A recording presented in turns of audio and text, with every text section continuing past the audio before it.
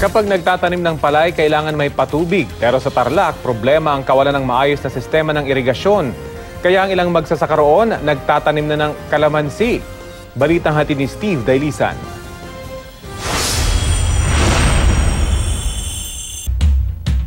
Sa probinsya ng Tarlac, literal daw na you can do anything under the sun. Siguradong sulit na sulit ang tagaktak ng pawis sa kaliwat kanang pasyalang pwedeng puntahan. Pero kung may karaniwang ginagawa mga taga rito sa ilalim ng init ng araw, ito ang pagsasaka. Sa tala ng Philippine Statistics Authority noong 2016, pang-pito ang probinsya ng Tarlac sa pinakamaraming naaaning bigas sa buong bansa. Bumibida na rin ito bilang pangunahing sangkap sa paggawa ng iba't ibang kakanin.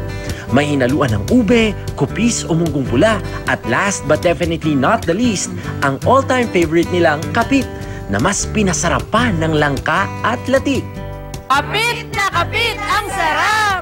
Dito sa bayan ng Concepcion sa Tarlac, mahigit kalahating siglo na nakalipas nang halos mamuhay na sa ilalim ng sikat ng araw ang magsasakang gaya ni Tatay Tiling.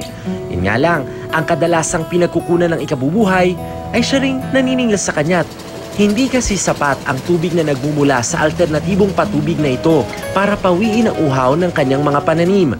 Sa ngayon kasi kaya walang kwan, under rehabilitation yung pinaka-source ng irrigation namin. Kung wala kang magtitipid na lang. Kasabay ng nagbabagong panahon ay ang pagsubok din ni Mang Benny sa isang bagay na kaiba sa kanyang nakagawian. Mula kasi sa pagtatanim ng palay, pagtatanim na ng kalamansi ang kanyang pinagkakaabalahan.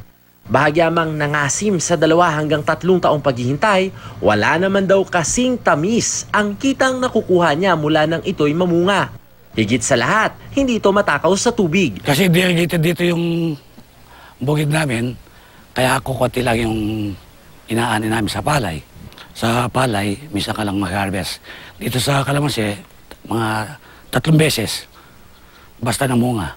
Sa ngayon, nasa 20 ektaryang lupa na sa Concepcion ang itinuon sa pagtatanim ng kalamansi. Ang nakukuha rito, ibinebenta sa kalapit na probinsya, maging sa Maynila. Ang mga reject naman o yung mga hindi na angkop ibenta sa pamilihan, napapakinabangan pa rin sa kooperatibang ito at ginagawang kalamansi juice. Kulang pa po ang mga namin gamit eh. May pangako po sa amin ng DA at saka ang DTI na pwede kami mag-produce ng mga sabon, mga liquid soap. Yan.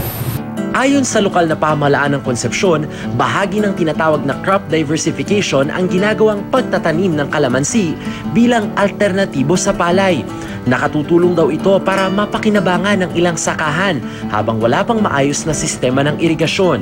Isang bagay na kinatatakutang subukan ng ilang magsasaka. May ugali naman ng ating mga farmer na wait and see. Nagkakaroon kami ng mga show window na mga techno-demo farm, mga farm visits para sa ating mga farmer para makita nila yung iba't ibang crops na pwede din nilang puntahan. Sa ngayon, wala naman daw nakikitang epekto nito sa produksyon ng bigas.